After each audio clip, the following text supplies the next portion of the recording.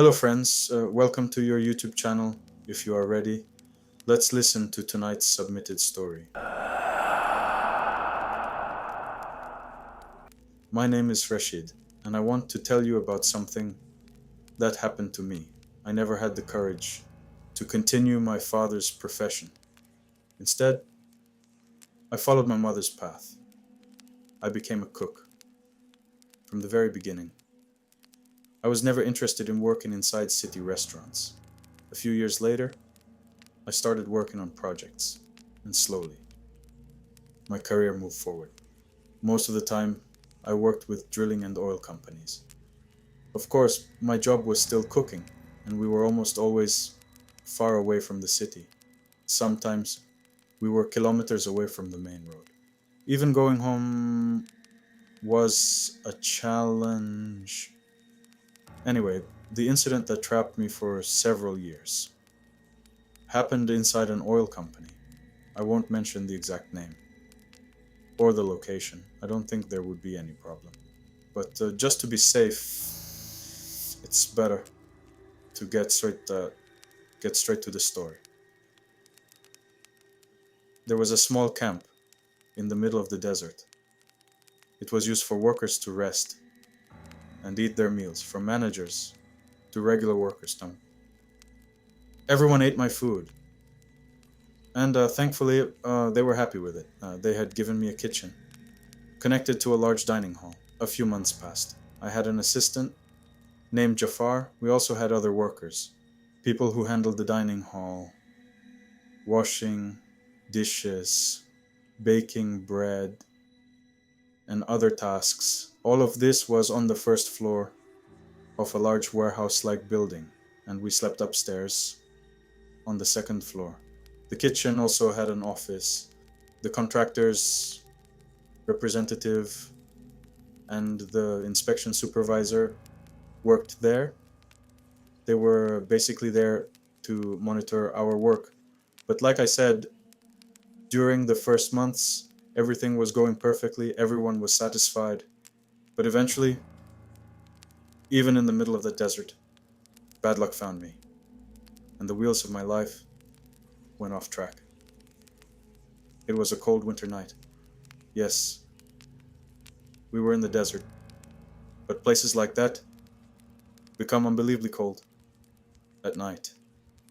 Sometimes there isn't much difference between the desert and the mountains. For the workers' breakfast, I had prepared a large pot of vegetable soup. For the soup to become perfect, someone had to wake up and keep keep stirring it before sleeping. I told Jafar, I'll wake up at 3. I'll stir the soup, but serving it in the morning is on you and the others. I'm going to sleep. Jafar happily accepted, because it meant he didn't have to wake up in the middle of the night and stand there holding a ladle. I set my alarm for 3 and went to sleep. Unfortunately, time passed too quickly. My phone alarm started laughing at me, saying, "Wake up, poor guy." I quickly sat up in bed and lit a cigarette. When the cigarette was halfway finished, I put on my slippers and went down toward the kitchen. The back of the kitchen had several large windows. I was walking without paying much attention. When suddenly I saw someone. Someone was there. His back was facing me. There was about 50 meters between us. The person was standing completely still, doing nothing. Almost like a statue, just staring at the pot. Fear entered my heart. It was Jafar. But something felt strange. I had told him I would stir the soup myself, but somehow he had come before me. Suddenly, I saw him scratch his head, then look around. I felt a little better. At least Jafar seemed normal. He wasn't asleep. I was about to go inside, but then I thought maybe he just couldn't sleep. Better if I go back, get some rest, and serve breakfast myself in the morning, so I returned upstairs and slept. Around 6 in the morning, I woke up again and went toward the bathroom suddenly. Someone came out. It was Jafar. He was washing his hands. Surprised, I asked, "You still haven't slept?" Jafar looked at me. "No, I just woke up." "Why didn't you sleep?" I laughed. "You couldn't sleep last night, huh? Anyway, did you stir the soup?" Jafar looked annoyed. "What nonsense are you talking about this early?" "You were supposed to stir it." I didn't take him seriously. After using the bathroom, I went to my room, changed into my work clothes, and headed for the kitchen. On the stairs, I saw Jafar coming. I asked, "Where are you going?" Confused, he said, "What happened, Rashid?" "I'm going to serve the food." I said, "You woke up before sunrise. Go sleep now." This time, Jafar lost his patience. "What are you talking about, Rashid? Weren't you supposed to stir the soup?" I answered, "Yes.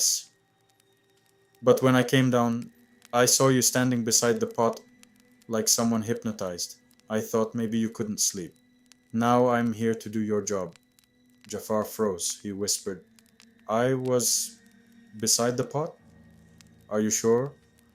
"Maybe it was one of the others." I replied, "No. I'm sure it was you." He was wearing kitchen clothes. At that moment, a terrible feeling entered both our hearts, especially mine. Because from the very first moment when I saw Jafar near that pot, something felt wrong. We looked at each other. The same thought crossed both our minds, and we ran toward the kitchen. When we opened the pot, Jafar became frustrated. "Great. The soup is ruined. Now, what are we supposed to tell everyone?" I stared at the soup, my mind somewhere else. It looked like dirty swamp water. Jafar was panicking, looking toward the dining hall. Workers were slowly arriving. He was worried about one thing, but I was thinking about something completely different. Finally, I lifted my head. "Quick, bring out the eggs. We'll serve something else. I'll take responsibility." With a delay, we prepared boiled eggs, and somehow, we survived that morning.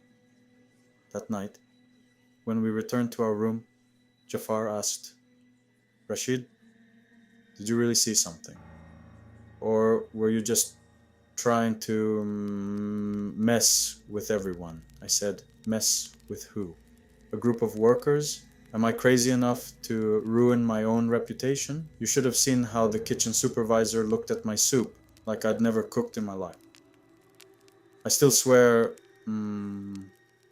it was you.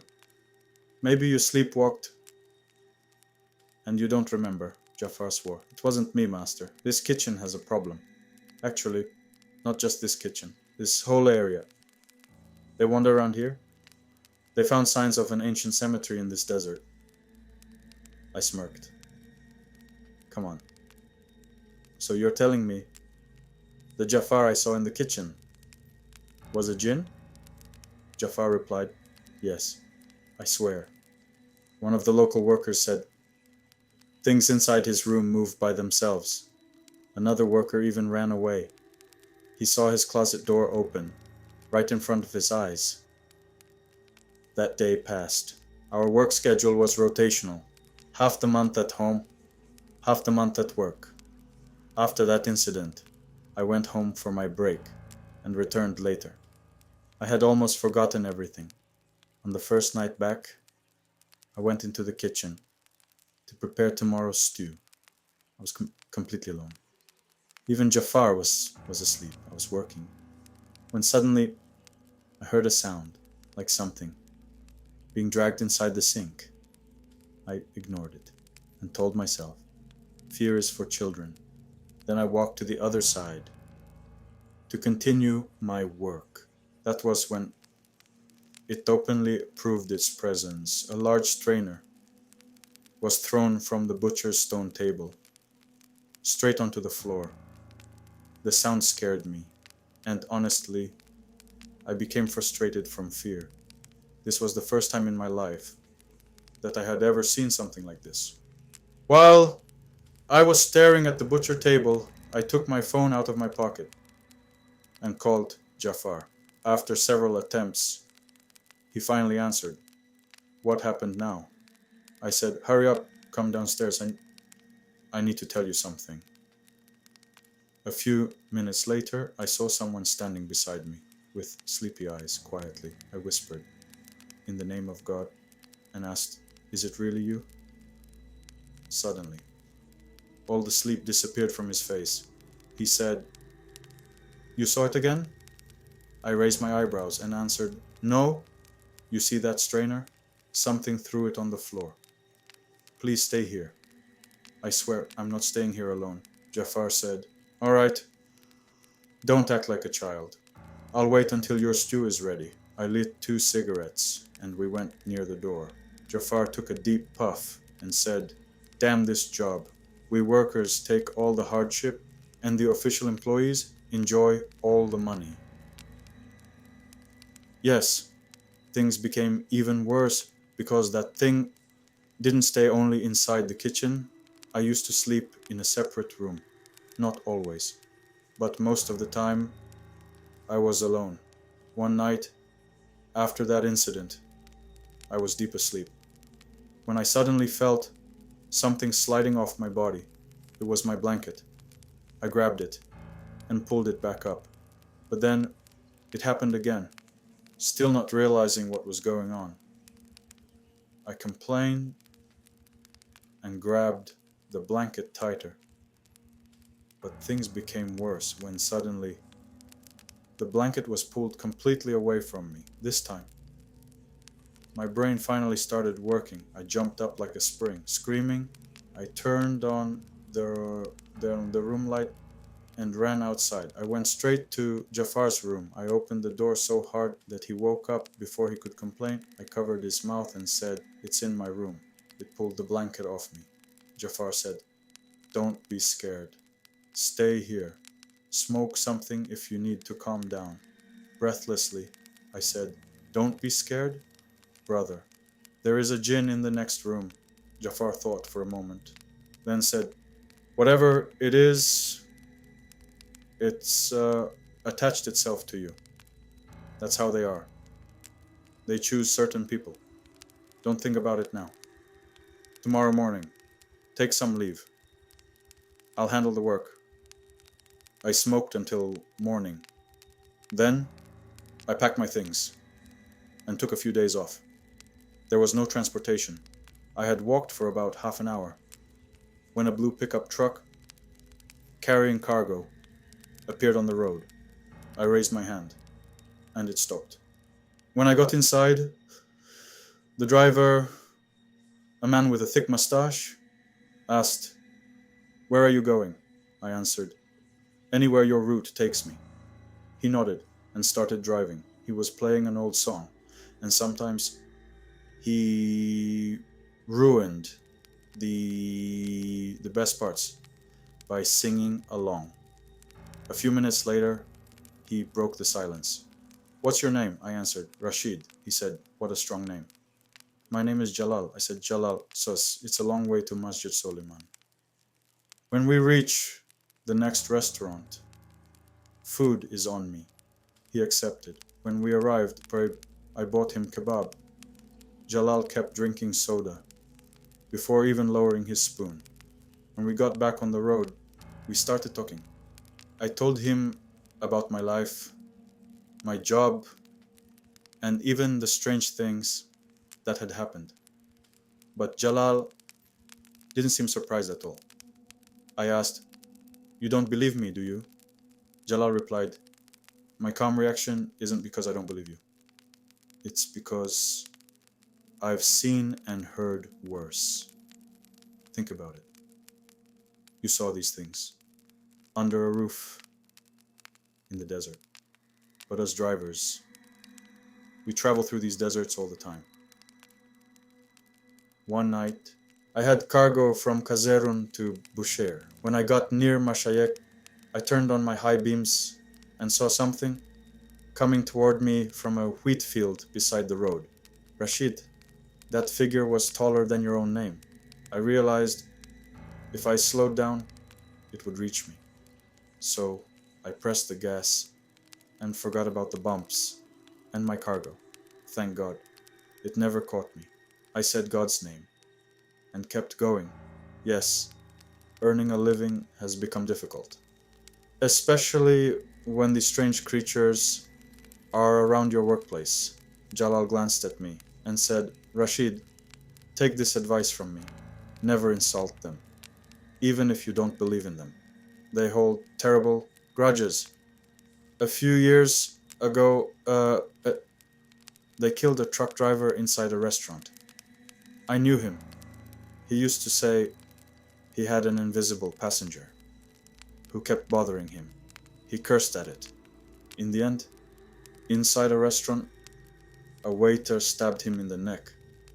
For a moment, I forgot how to breathe. Finally, I asked, a waiter? What does a waiter have to do with jinn? Jalal said the waiter had no problem with him. He said, for a moment, I didn't understand what I was doing. Anyway, take care of yourself. Get some protection. I know an old woman in Avas. She writes prayers. Maybe she can help. I said, all right, and took her number. Eventually, at the crossroads, me and Jalal separated. When I reached home, out of curiosity, I called the old woman's number. Unlike what I expected, the young girl answered. I said, I need to speak with your master. She asked, did you order something? I realized this girl was tougher than me. I answered, no, I need protection. She asked me to send my name and my mother's name and transfer 2.5 million. I also sent my address. 2 days later, a piece of paper, sealed inside green cloth, arrived. Work time came again, and I returned. First night, I wore the protection around my neck and entered the kitchen. As if there were people standing there, I said, burn. Then I cursed them so badly. It could bring down a donkey. You are not blind. You can see this. Nothing happened. After work, I smoked and went to my room. I was leaning against the bed, smoking a cigarette, when my eyes became heavy. Between sleep and being awake, I saw a brown-colored creature standing in the corner of the wall. Actually, its hair was so long that I couldn't see its body. Suddenly, like a bullet, it rushed toward me, and before I could react, my scream filled the room.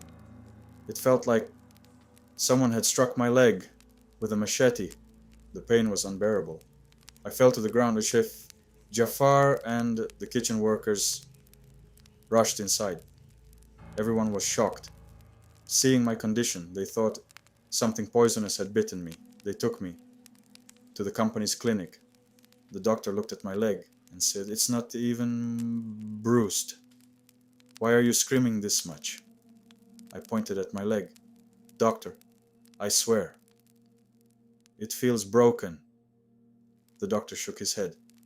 No, nothing like that happened. I'll give you painkillers. If you get better, good. If not, take some rest. I was lying inside the clinic when one of the company workers came in. When he saw my condition, he came closer and said, Rashid, don't waste your time looking for x-rays or a cast. This leg has been touched by jinn. A fairy wind has hit you. With all that pain, I said, wind? Man, it feels like someone pushed a burning metal rod inside my leg. The worker, whose name was Navruz, said, before you leave, come with me to our village. There is a Sayyid there who saved our village from them. Before he came, many people ended up just like you. Since I had already seen that brown creature, I trusted this Nowruz's words. Whatever it was connected to the jinn. The next day, he took leave from the company and with a Mazda pickup, We headed toward his village. We passed through a wooden door and entered a yard. An old man was sitting on a traditional bed. Chickens, roosters, and pigeons were eating on the ground. The old man signaled Noruz to help me sit on the bed because almost my entire body was leaning on him. When we sat down, the old man said, "The same problem again?" Noruz answered, "Yes, Sayyid. You drove the jinn away from our village. Please heal my coworker too. We are tired of Jafar's cooking." The old man smiled, but said nothing. Noruz talked about another worker who had something happen to him and ran away from the company. I had already heard that story from Jafar. The old man said, "First, I need to understand who I am dealing with, so I can choose the right method, but it's all right. I will get help from..." And then he mentioned two names. At first, I thought they were names of two villagers, but Novruz explained that they were the Sayyid's servants from the jinn, and since he came to the village, every jinn had escaped. I swallowed nervously and said, "Then why are we waiting? My leg is killing me." The old man said, This pain will stay with you for a while. There's a lot we need to do. But my intention is to drive the jinn away from the company camp. Those poor workers already suffer enough.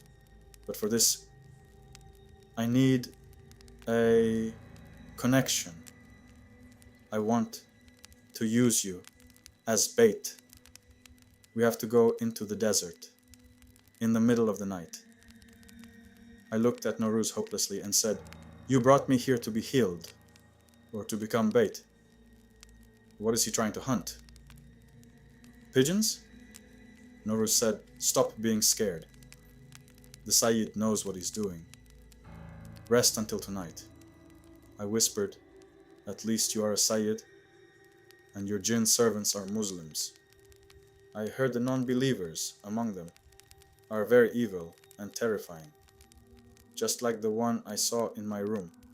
The Sayyid said in a strange tone, "The ones I named are also demonic. Imagine, the non-believing jinn of this village ran away because of them. They are servants of the 5 demons who accompanied Iblis when he came down to earth." After hearing that, my whole body became weak, and I said nothing. Noruz brought lunch from the house, and we ate. Following the old man's advice, I slept after lunch, so I would have enough energy. Honestly, part of me was becoming curious to see them. When night arrived, we ate a small dinner, and the 3 of us left the village. Between 3 tall hills, there was a large flat area. Noruz had brought everything the Sayyid requested. We got out of the car. The old man used the liquid and drew a 5-pointed star on the ground. Then he placed 5 red candles, each wrapped with a piece of paper, on the 5 points of the star. After that, he sent Noruz away and said, "Come back for me in 1 hour." He made me sit in the middle of the star. Then he lit the candles. He sat down with a book, a small fire container, and a golden-colored bowl. He placed incense on the fire, and while repeating strange words, he dropped some blood from his finger into the bowl. Only a few drops. The candles were halfway burned, and the old man started repeating the words more intensely. Suddenly, the 5 candles went out one by one. When the last flame disappeared, complete darkness took over. I felt someone was standing behind me, but I didn't have the courage to look back. Suddenly, something like a sheet fell over my head. My entire body was frozen. In that strange state, I saw myself inside the company's kitchen. A dog entered through the door, but its face looked like Jafar. It had a snout and kept sniffing. I realized it was slowly becoming more aggressive. It stood on two legs and attacked me. It was halfway toward me. And suddenly, a dark figure with an Indian-style hat appeared. The dog stopped attacking. It started howling and fell down in submission. Moments later, it turned into smoke and disappeared. Then the dark figure came closer to me. It opened its mouth. From now on, you are under the devil's control. But instead, I heard a voice. Then it pulled a sharp bone out of my leg. Even though I was in that strange state, I screamed. The pain was unbearable.